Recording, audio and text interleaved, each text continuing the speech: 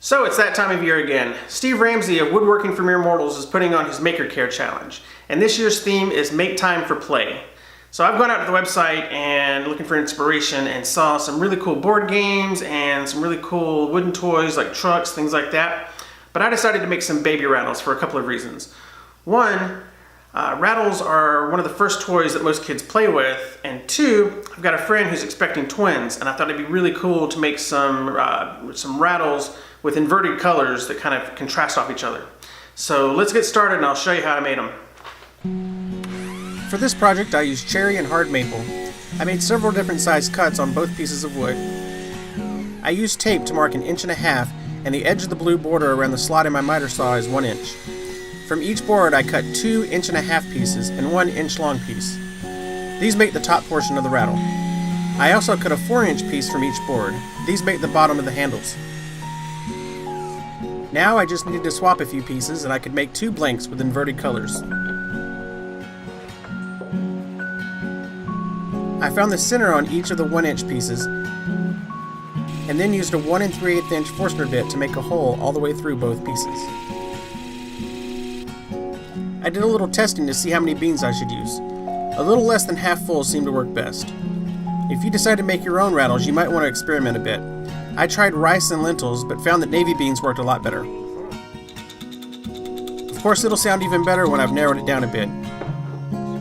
Now comes the glue up.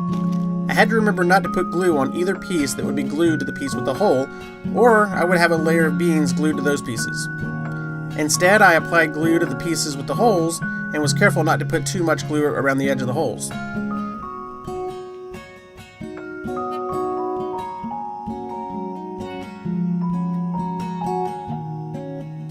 After letting the blanks dry, I mounted one on my lathe and turned it until it was a cylinder.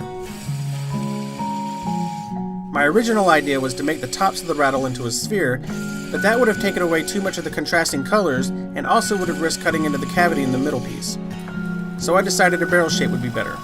I used a pencil to mark a rough estimate of where I wanted the barrel and handle to be.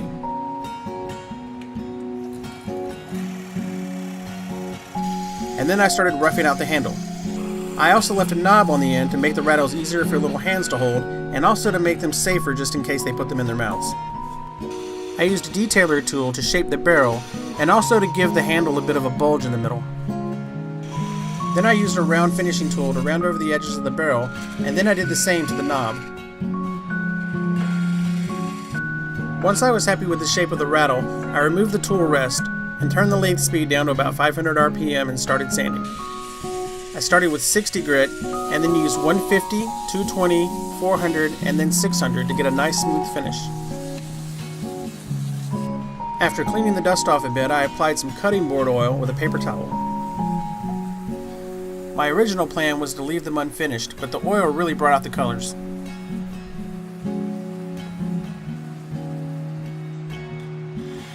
I used a pull saw to cut the piece off at both ends, and then flattened out both ends with my belt sander. I then hand sanded both ends with the same grits of sandpaper until they were both smooth and applied a little more cutting board oil. In the end, I used 3 coats of oil. And that's all there is to this project. It's a simple project, but I was very pleased with the end result. So this was my first real project on my lathe. Until now I was just kind of playing around with different spindle shapes and just kind of seeing what I could do with each of my tools. This is the first time I've actually done a project from start to finish and actually ended up with an end product. And I'm really happy with the way these turned out. Even though they didn't turn out the way I intended, originally I wanted these to be a little bit more spherical. But because of the size that I made this section here, I was really afraid that if I went more spherical, first, the top part would be too small, but also I was afraid that I would cut into that cavity where the beans are, or just make the walls too thin, and that wouldn't be good. So, you know, sometimes when you're being creative, and you're making things, you have mistakes or design flaws that you have to kind of alter your plans, and lots of times that actually you come out with a better end product. I used to do a lot of painting, and all my best paintings were the ones where I'd make a mistake and I'd have to find some creative way to cover it up. which wasn't it Bob Ross that said, we don't make mistakes, we make happy little accidents. And I think I had a happy little accident here because I think I like this barrel shape more than if I'd made them spheres like I intended. So anyway, hopefully the twins will get a good bit of use out of these, and hopefully you guys enjoyed this video. If you did, don't forget to subscribe.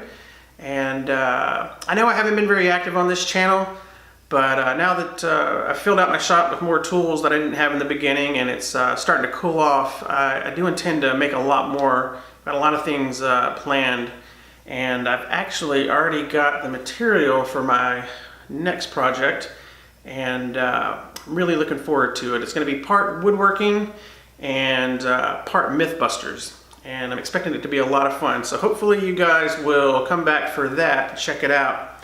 I think it's gonna be really cool. So until next time, later.